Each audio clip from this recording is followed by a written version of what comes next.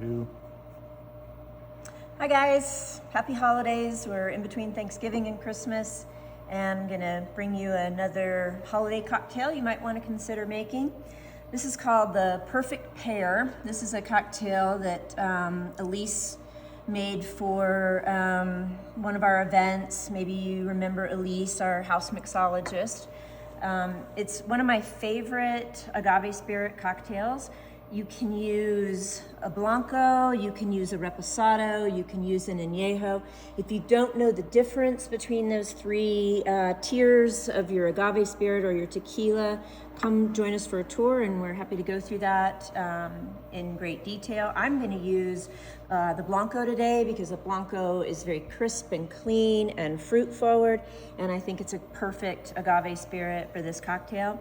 But if you love the flavor of bourbon and you love a aged tequila, this is definitely a cocktail that can stand up against those aged agave spirits. So it's completely up to you.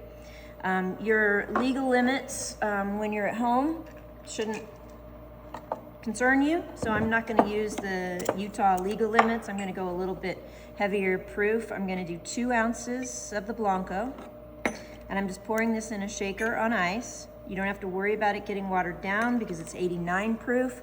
That's 11% higher alcohol content than a Mexican tequila. And I'm gonna use that ratio 4-to-1, or you can divide that in half, which is what I'm doing right now if you're only making one cocktail. So I'm using 2 ounces of the Blanco, and I'm using about a half an ounce of this Pear Liqueur. This is a French Pear Liqueur. It's a beautiful liqueur. It's not overly sweet, but it is sweet.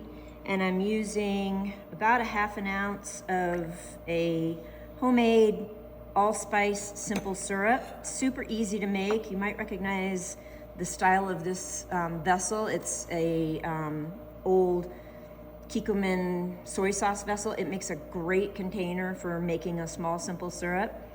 Allspice, you can get a whole allspice in the grocery store. You can get them for a fraction of the price at the Rancho Mercado on 26th Street. It's called a pimienta dulce entera, which means whole sweet peppercorn, but they are not peppercorns, but they are super fragrant. And all I did was put about 10 of them in a little pot of boiling water with equal parts sugar, about a half a cup of sugar and a half a cup of water. I usually use a little bit more water because I don't want a whole lot of sugar. Bring it to a boil, let it seep for not very long, and then you've got your simple syrup that you can keep in the refrigerator. And then I'm gonna use a full ounce of lemon juice. This is real lemon juice. It's not concentrated, it's not store-bought. It comes from a real lemon. It makes a huge difference. If your lemons start to look kind of peaked like this one, it's been on your shelf for too long, just squeeze them and freeze them. And then you've got ready to go lemon juice. So I'm gonna shake this, get it nice and cold. You don't have to worry about it getting watered down again because you're dealing with an 89 proof agave spirit. And then I'm just gonna strain it into a fresh glass over fresh ice.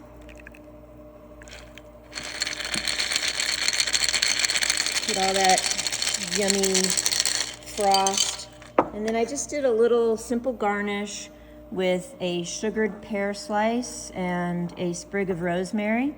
Whoops, my pear fell off. That's the trick, because they do get soft, and I had it out of the refrigerator, and I'm just gonna sort of sink it in there a little bit. The rosemary is gonna be more effective as a aromatic than a flavor component because rosemary is really strong. So if you use rosemary, you want to be really careful. You can certainly sink it down in your cocktail, but you can also just serve it like that and have someone sort of push it to the side while they sip, or they can take it off of the skewer and put it in there. The picture shows a dried pear, which, you know, we've got a lot of pears in the grocery store right now. If yours start to look a little old, slice them up, put them in your dehydrator overnight, and then you've got a really pretty and edible garnish as well. So this is called the Perfect Pear. Happy holidays, and come see us.